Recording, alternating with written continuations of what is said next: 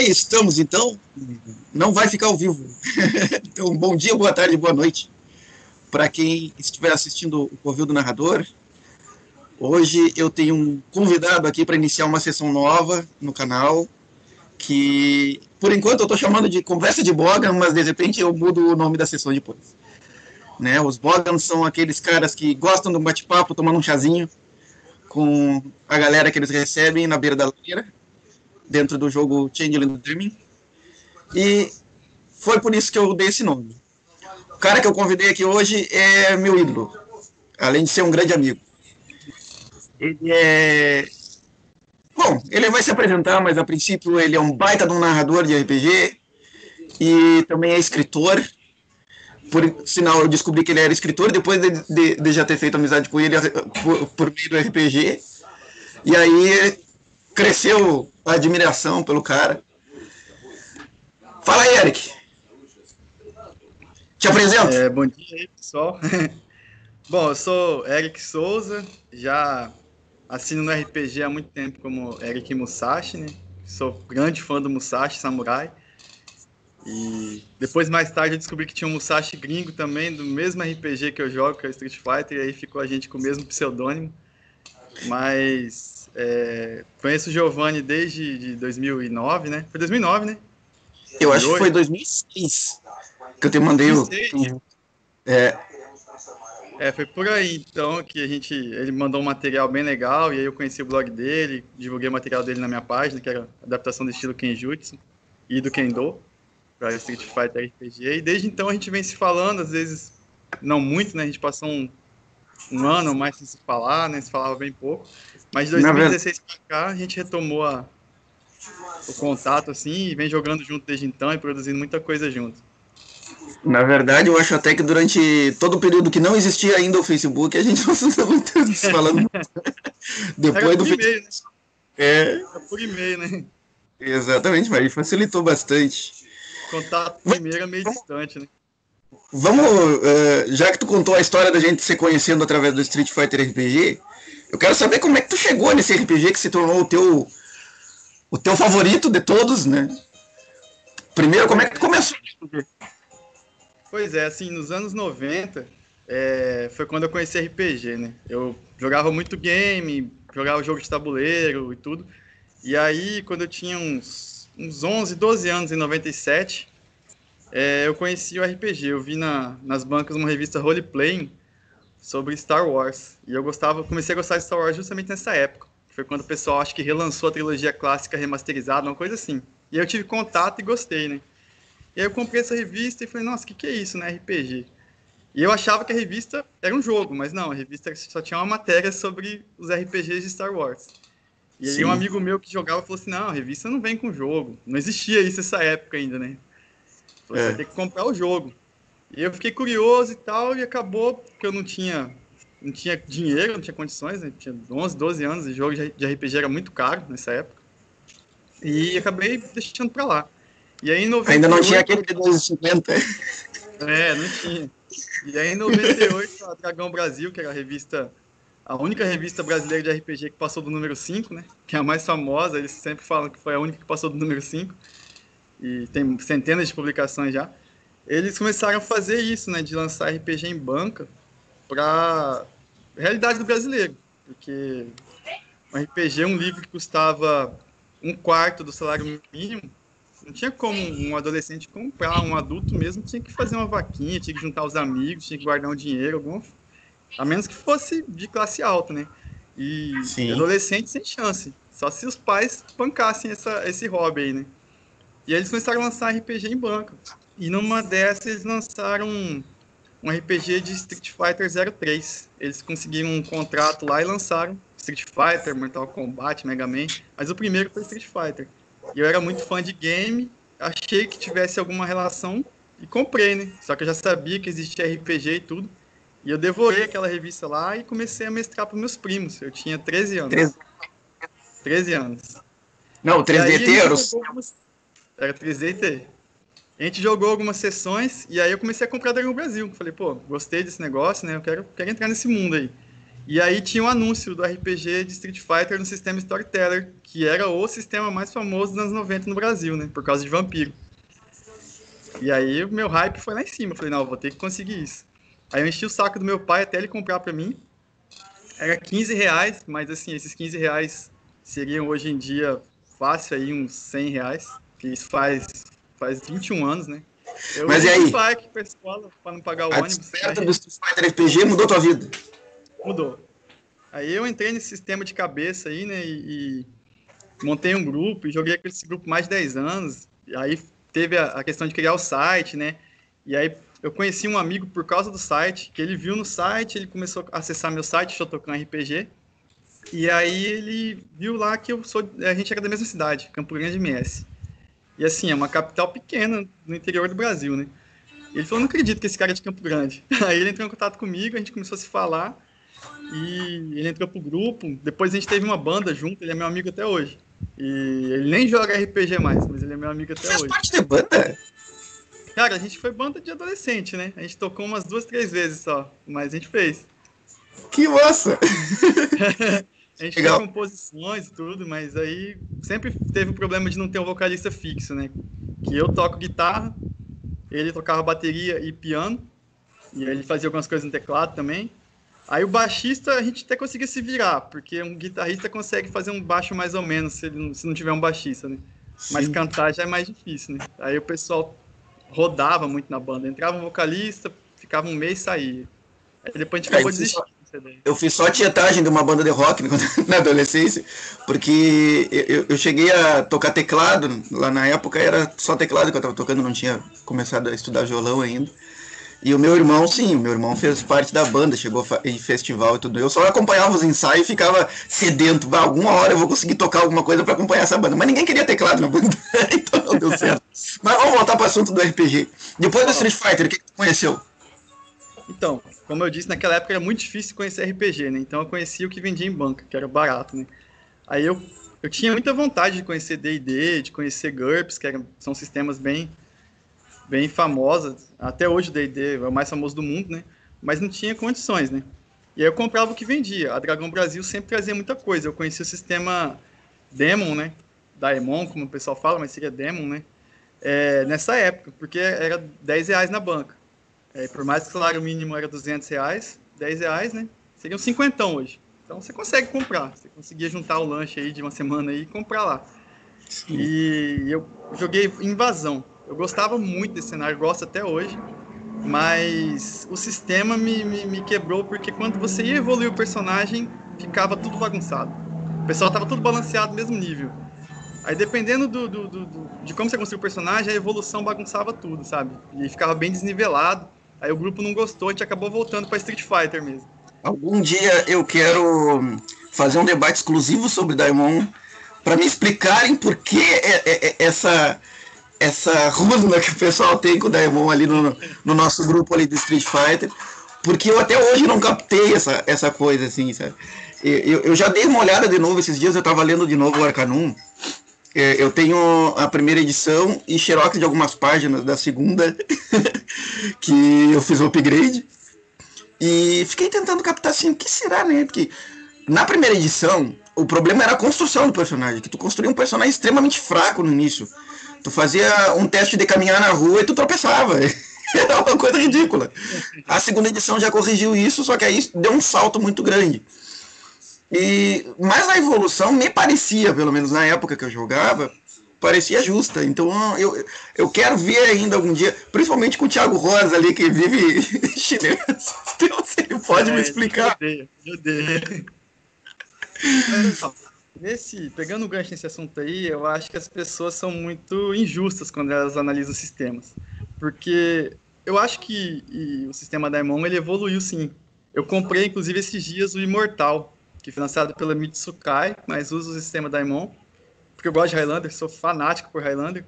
E aí eu comprei que o Imortal é um Highlander sem pagar os direitos autorais, né? Ele só tirou, ele usou o cenário todo do Highlander sem os personagens exclusivos, sem o nome Highlander. E aí, ele foi lançado em 2004. Ele já traz um Daemon bem melhor. Ele já tem uma evolução que funciona. Por exemplo, ele mantém a evolução, ele te dá 4 opções de evolução de personagens. Então ele mantém o sistema original, que é o que eu acho que é quebrado, que não funciona, só que ele dá 3 outras formas de evoluir o personagem. Então, assim, essas outras 3 que ele criou funcionam. Ele também parou de usar um monte de dados, é só D10 e D6, que eu também acho que era um outro problema que o Daemon tinha. Então, assim, ele fez alguns ajustes. O sistema Para a época, quando comprar dados era uma coisa que era dificílima, pelo menos para mim, que morava no interior do Rio Grande do Sul. Eu usava, na revista Só Aventuras veio uma tabelinha que tu podia correr o lápis de olho fechado, assim, e aí tu sorteava o dado, né? Para quem não tivesse dado. Sim. Mas era uma droga, óbvio, né? Tem o cronômetro também, né? Pro D100. Pois dava para usar esses macetes, assim. Mas conseguir um dado de verdade era bem complicado na minha época, lá em São Gabriel, lá que era onde eu morava. Depois Tem outra coisa legal também. Aquele sistema de perícia contra perícia que eu achava um saco no Daemon. Você ter que consultar tabela. Consultar tabela é uma coisa... Anos 90, anos 80, anos 70 era comum em RPG, mas hoje todo mundo odeia, né? Vai fazer um teste, página tal, tabela tal. E tinha que fazer isso. Mas no Imortal ele tem uma simplificada nisso aí. Não sei se começou nele, mas foi onde eu vi a primeira vez.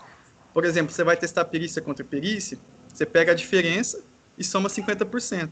Então, assim, se eu tenho condução 60% e você tem 40%, nós vamos tirar um racha. 60 menos 40 é 20. Soma 50, 70%. Então tem 70% de chance de eu te vencer. Entendeu? Não precisa constar uma tabela. Mas essa aí já era a regra que está na tabela. O problema é que eles fizeram a tabela para achando que isso ia facilitar alguma coisa, mas essa é a regra. A tabela começou, na verdade. Pois é.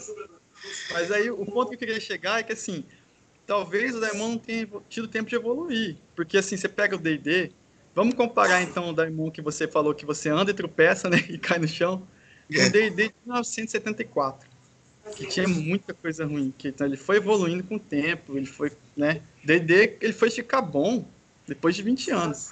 20 eu exagerei, mas depois de uns 15 anos, anos 80, por aí, ele ganhou muita coisa, né, ganhou o TAC 0, foi ganhando as coisas e foi virando um sistema decente, que você consegue jogar. Então, sim, é a mesma coisa que falam de vampiro. Ah, vampiro, se lutar é horrível. Ok, mas vampiro surgiu em 91. Né? Ele não teve tempo de... Quando ele evoluiu, quando surgiu o storytelling em 2003, já foi bem melhor para lutar. O próprio Street Fighter, que é de 94, já traz uma luta que funciona. Sim. E aí é uma pergunta que eu quero chegar depois, é sobre essa parte, tu explicar aqui pro pessoal que vai assistir o vídeo, o que que brilha nos teus olhos quando tu fala de Street Fighter, mas a gente volta nesse assunto depois. Certo. Outros RPGs que eu sei que tu conheceu na época, tu me contou uma história triste sobre vampiro. Eu quero que tu conte essa história aqui. Eu ia contar ela porque sempre eu conto essa história. Eu chego, meus olhos brilham assim, eu choro, né? Sempre eu conto essa história aí. Mas assim, como eu disse, o Vampiro era o RPG mais famoso que existia, né? Nos anos 90 no Brasil. Lá fora não era, era um dos, mas aqui era o mais famoso. Todo mundo queria jogar Vampiro. E aí, em 2000, eu tinha 15 anos e tinha saído o Vampiro terceira edição no Brasil. Então tava aquele boom, todo mundo queria, e ele custava R$45. E isso era um quarto salário mínimo. Era inalcançável. Era carinho, né? Eu trabalhei numa escola infantil, dei aula de informática para as crianças. Brasil, anos 90 e anos 2000 é uma coisa louca, né? Eu, 15 anos, dando aula para crianças de informática, mas essas coisas aconteciam. E aí eu trabalhei um mês, eram 2 aulas por semana só, né? E eu ganhei meio salário, então foi R$100. Foi todo feliz lá, comprei o Vampiro, na lojinha de RPG daquela cidade, a única que tinha. E aí voltei para casa, meu pai falou assim, você gastou metade do seu salário nesse livro, eu quero ler esse livro, quero ver o que é isso. E aí na capa já estava recomendado para maiores, né? Eu tinha 15 anos. Eu nem cheguei a ler o livro. Meu pai leu o livro em 3 dias e falou assim, você vai devolver esse livro. Ele falou, você vai devolver esse livro. Isso é muito pesado para você.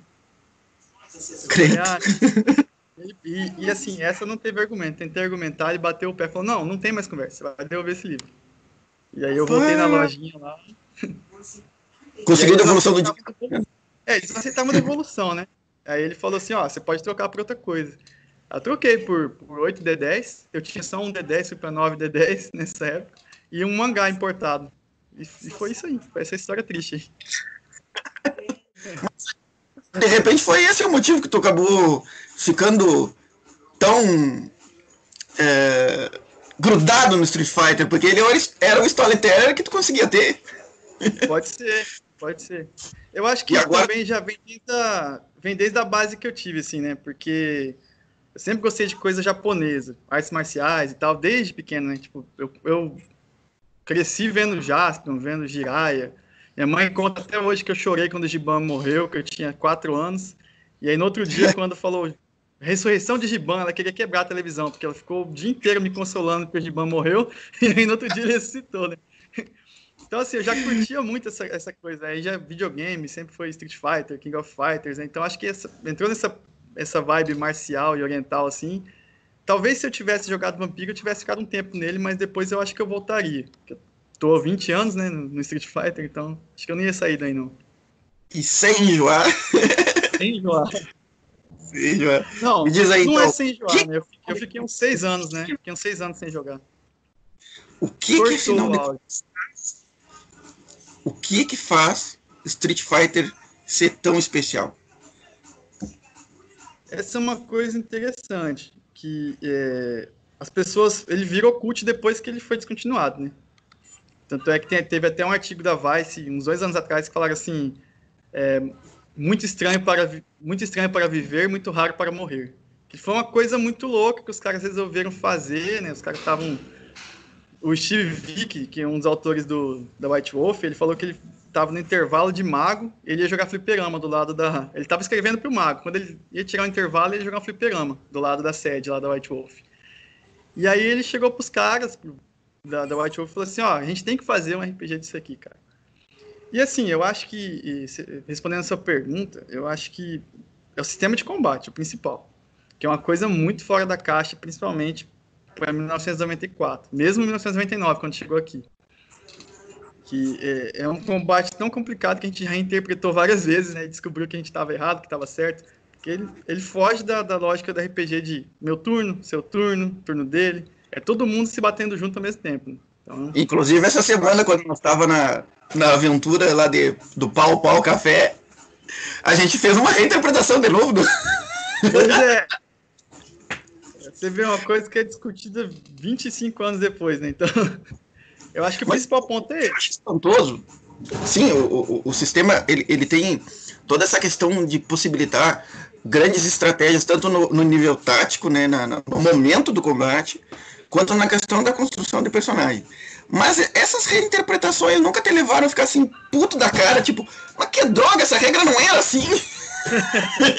Olha, sinceramente, quando eu comecei a jogar, eu fazia muita coisa errada. Eu acho que isso é normal. Tanto é que agora eu tô jogando board game de Spartacus, eu comentei com meu cunhado, com meu irmão, e com a minha esposa, que jogam comigo, né? Eu falei assim, olha, toda vez que a gente joga, a gente descobre que tava errado. Mas, quem sabe até o fim do ano a gente joga certo esse negócio. Eu acho que é normal no começo, assim, é mais complexo, né? Mas eu jogava errado no começo. Só que assim, quando eu tinha 6 meses de mesa, eu já jogava como a gente está jogando hoje. Eu tinha relido e falei, não, realmente, quando você já declarou seu golpe, se o cara sair de perto de você, você não pode continuar perseguindo ele, você perdeu o seu golpe. Eu tava nesse entendimento que a gente tem hoje. Mas em 2016, quando a gente começou nossa mesa atual, que virou várias outras mesas, né? Mas quando a gente começou a jogar junto, o Odmir veio com um trecho e falou assim, olha aqui, ó, aqui tá dizendo que você pode voltar a se movimentar. E foi uma reviravolta, né? Só que aí, este ano, eu descobri que é uma tradução errada. Pois é. Ou seja, eu já jogava certo, mas eu uma acho tradução errada, só jogar errado. Eu acho que não existe RPG que propicie mais advogados de regras do que o Street Fighter RPG. Porque cada linha faz uma diferença para te poder voltar uma estratégia que antes estava obsoleta e poder ganhar uma luta. Quando a gente teve esse entendimento de que era uma tradução errada e comparou com o texto original em inglês, um membro do grupo falou assim, poxa, isso aí que matou meu personagem, porque eu me baseava exatamente em me afastar quando você vinha me bater, e no outro turno eu usar um golpe em combo. E eu sempre ficava nisso ad infinito, entendeu? Então, matou a estratégia. Ele montou com base na leitura certa do jogo, mas como a gente leu errado, matou a estratégia dele. Mas eu acho que isso acontece porque tem o tal do player versus player, né? Que não é comum em RPGs. Exato, é bastante.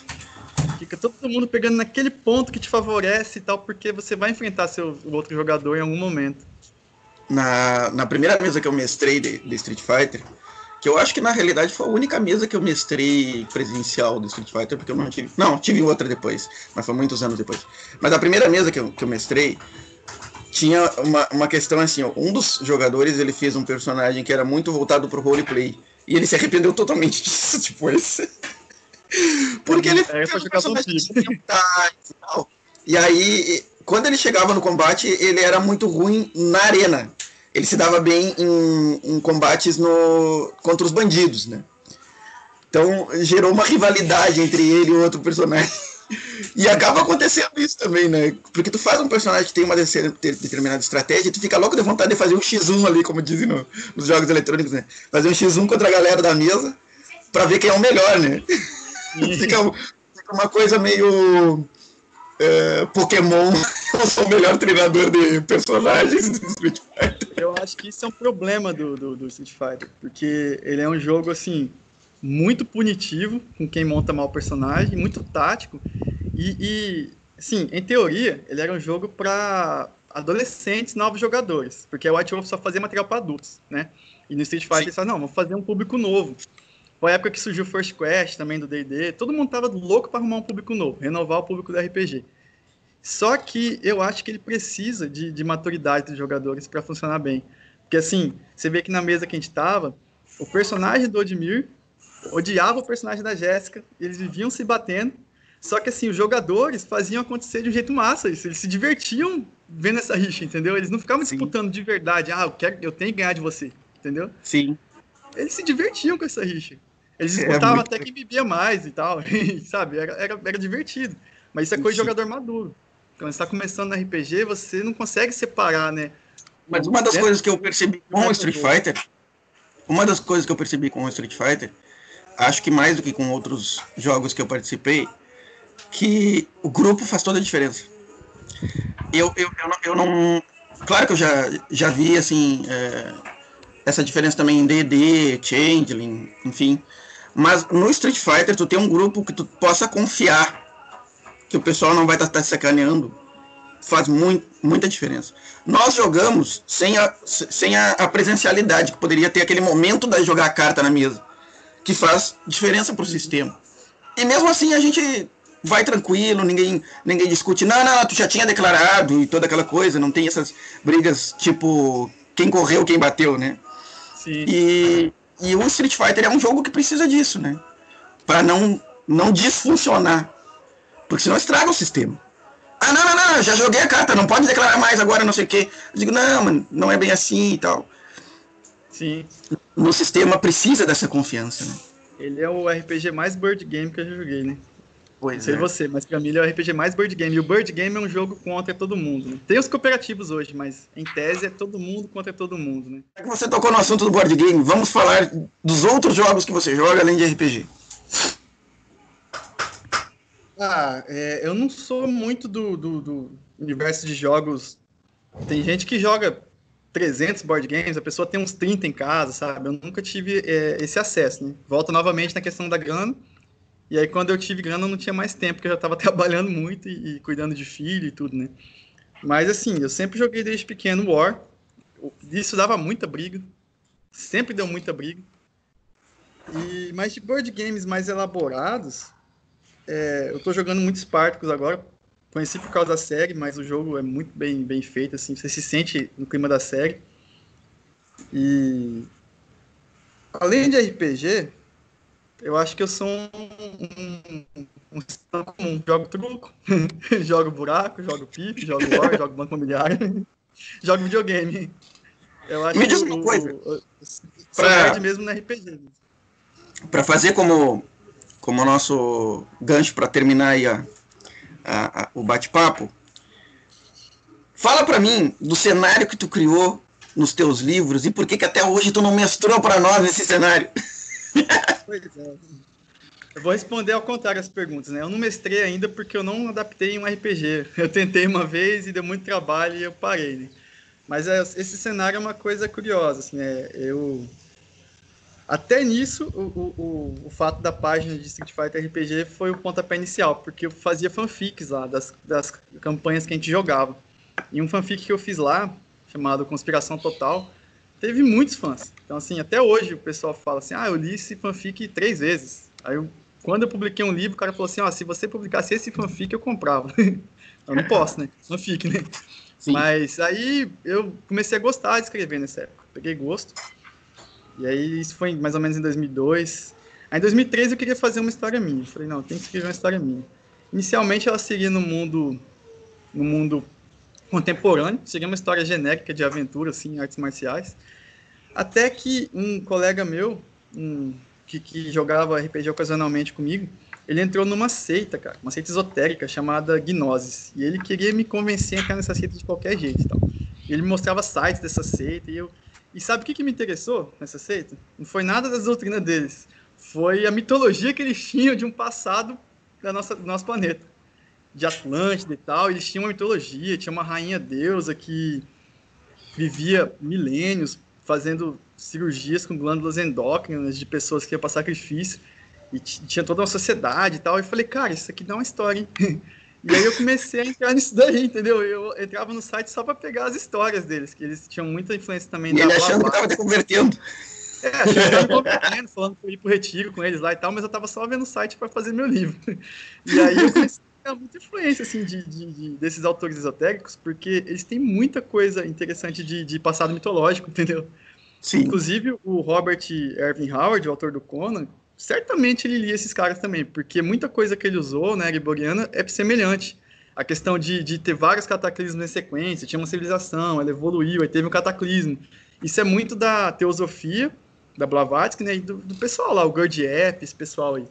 E eu comecei a ler isso aí, e eu falei, cara, isso dá histórias legais. E aí, primeiro eu comecei a usar esse pano de fundo deles, e depois eu falei, não, eu vou ter que usar isso como influência, mas modificar muito, porque senão eu vou estar usando a ideia de outro, né? E aí nisso eu fui escrevendo e escrevi meu primeiro livro, Os Herdeiros dos Titãs, que é em 2 partes, e ele se passa na Atlântida, que lá se chama Grabatal, e aí o país se chama Reino de Atala, né? Eu fui criando os nomes e fui fazendo. Nisso aí eu comecei a estudar língua antiga, comecei a entrar nessa ideia de criar língua, e foi crescendo isso daí. Quando eu terminei Os Herdeiros dos Titãs, em 2004, eu já tinha o roteiro inteiro de um segundo livro. Aí eu dei uma pausa de uns meses assim e comecei a escrever, que se chama Linaro. E esse livro se passa na mesma época, tipo 12 mil anos atrás, mas na Ásia Central. Então, assim, é outra civilização, já é outra cultura, eu tentei fazer uma coisa diferente. Aí quando eu terminei Linaro, eu já tinha ideia de 2 livros. Que é o Trono do Dragão, que se passa na China, Mongólia, nessa mesma época também, e a Montanha e o Mar, que já é uma continuação de Os Herdeiros dos Titãs. Só que pode ser lido independente. São outros personagens, uns 20 anos depois, é outra história. E assim foi fluindo. Aí quando eu terminei a Montanha e o Mar, em 2009, eu estava esgotado, né? 5 anos em sequência, fazendo vários livros. Os Herdeiros dos Titãs são 2 livros, Linaro é 1, o Trono do Dragão são 2 e a Montanha e o Mar são 3. Então, assim, nesses 5 anos eu fiz 8 livros. 8? Não. 8 livros. Então, assim, foi desgastante. Que surto criativo, cara. Foi. E eu vivia disso. Eu lembro até hoje, assim, de um capítulo inteiro de A Montanha e o Mar que eu criei, porque eu acordei 4 da manhã com a ideia na cabeça e fiquei escrevendo até 9. Assim, sabe? Aquela coisa tipo o Jim Carrey Todo Poderoso lá, né? E aí... E esse capítulo, ele não estava presente nos meus rascunhos, sabe? No roteiro que eu fazia. Porque eu faço roteiro, assim, bem rascunhado mesmo. O capítulo tal, vou falar isso e tal, vai acontecer isso. Isso tem que acontecer em dado momento. Vou fazendo, no processo criativo, antes de eu começar a escrever, né? Meses antes, assim, vou rascunhando. Esse capítulo não estava presente no roteiro e, no fim, ele virou central no desfecho da obra, assim. Foi toda uma conspiração que foi se revelar no primeiro livro, esse capítulo, no segundo livro. E toda uma conspiração que foi se definir no final do livro, do terceiro livro, entendeu? Então, foi um surto criativo mesmo isso aí. E isso acontecia muito nessa época. E depois que eu me esgotei, eu parei. Falei, não, beleza, agora eu tenho que começar a publicar isso daí, né? Que eu não fui atrás disso até hoje e tal. E aí eu comecei a entrar nesse meio literário e vi que ele é meio complicado no Brasil, entendeu? E isso foi dando uma baixada na minha motivação. Depois disso, ainda fiz outros livros. Eu tenho uma antologia, né, com contos em várias épocas, porque como eu fui criando todo esse universo, virou um universo de 4.500 anos de história, assim, sabe? Então, vários países e tudo. Eu fiz uma antologia com contos que se passam em várias épocas nessa Atlântida minha aí, nessa Gravatal. E eu fiz depois mais 2 livros. Os Últimos Filhos do Gelo, que já é depois também de A Montanha e o Mar, depois dos Herdeiros Titãs. E se passa tanto em Gravatal quanto na Europa ali, Portugal e Espanha, só que 12 mil anos atrás, né? Então, esse livro tem inclusive os últimos Neandertais. Eu sei que eles sumiram há 30 mil, mas o meu universo é fictício, então eu coloquei a 14 mil, 12 mil ali, entendeu? E o último foi A Balada de Antel. Esse é meu livro mais recuado na minha cronologia. Ele se passa 1.200 anos antes dos Herdeiros Titãs, e foi com esse que eu competi no Prêmio Bang, né, em 2014, para da CD de emergência em Portugal, e consegui ganhar esse prêmio. Foi minha última tacada. Eu falei, olha, como é muito difícil publicar no Brasil, se eu não ganhar esse prêmio, eu não tento publicar mais nada. E eu ganhei. Acho que o universo falou, tá bom, meu filho, vou te dar esse prêmio para você continuar escrevendo. Se esforçou. E aí, assim, hoje todos os livros estão na Amazon, né, para serem comprados como e-book. E fisicamente pode-se comprar ainda A Balada de Antel em Portugal. Só saiu em Portugal. E depois disso aí eu voltei para RPG. Eu acho que foi isso que me tirou da RPG, que me afundei totalmente nessa criação, tudo. Fiquei uns 10 anos nisso. E aí depois, quando eu falei, bom, parei agora, né? Tava muito empolgado, entrei de cabeça, vamos com calma e tal. Aí, em 2016, eu senti saudade da RPG e resolvi voltar. Mas eu tenho Balada de Antel, fiz questão de comprar, ainda mais depois que eu vi lá na capa que ele era premiado e tudo, eu disse, bah, deve valer a pena de ler. E comecei bah, eu gostei demais do teu estilo narrativo. O Deus no meio de uma ilha lá, aquele selvagem lá, eu achei fantástico. Enfim, tem vários elementos que fazem a gente achar assim, que tem muita coisa para contar ali. E na época, inclusive, que eu comprei de ti, eu nem tinha ideia de quantos livros tu tinha escrito, né?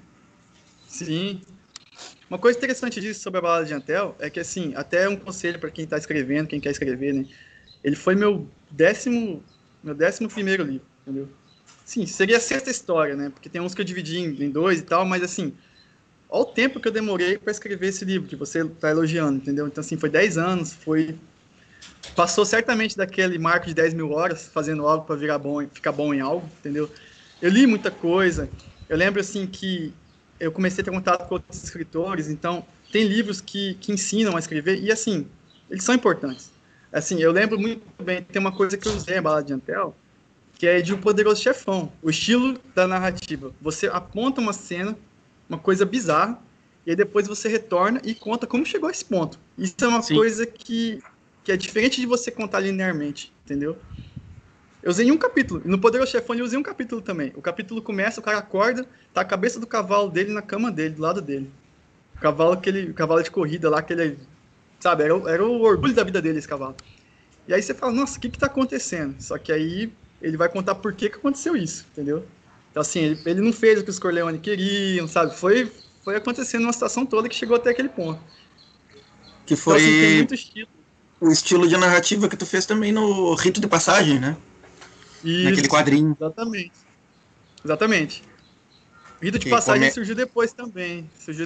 A editora me pediu um quadrinho de 32 páginas que eles publicariam se eu mandasse para eles. Aí eu só tinha que fazer o quadrinho. Aí eu fiz a narrativa e contratei um artista que fez para mim o traço, né?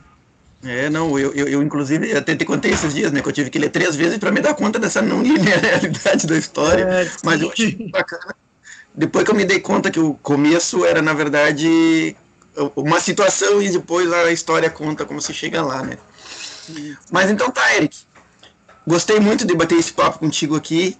Claro que a gente já tinha muito desse conhecimento, assim, nós dois já tínhamos conversado bastante essas coisas por texto alguma vez, mas foi legal demais ter essa oportunidade de a gente conversar tete a tete, a quilômetros de distância, mas é uma situação mais parecida com conversa real, né? E espero também que tu tenha gostado de bater esse papo. No meu canal eu vou deixar um link para o teu site, já aproveitar e fazer o teu jabá ali e vender teus livros, né? Vou botar o link para o Shotokan RPG. E muito obrigado mais uma vez por participar desse bate-papo aí. E vamos ao encontro do mais forte. Vamos. Eu que agradeço a oportunidade. Realmente, quando a gente entra no bate-papo, não tem um roteiro, né? Então as coisas vão surgindo naturalmente. A gente acaba percebendo que tem material para conversar por horas. Não que as pessoas vão assistir por horas, né? Eu mesmo não assistiria um bate-papo de horas. Mas realmente tem muita coisa a ser conversada, tem muitas outras oportunidades, né? Para discutir. É legal que seu canal continue com isso, traga outras pessoas e é um trabalho bem legal que você está realizando aí. É uma das ideias, né? Manter como sessão regular essa conversa de blog. Hein? Vamos ver quem mais topa a ideia, né, cara? Por enquanto, tu foi o único que teve coragem.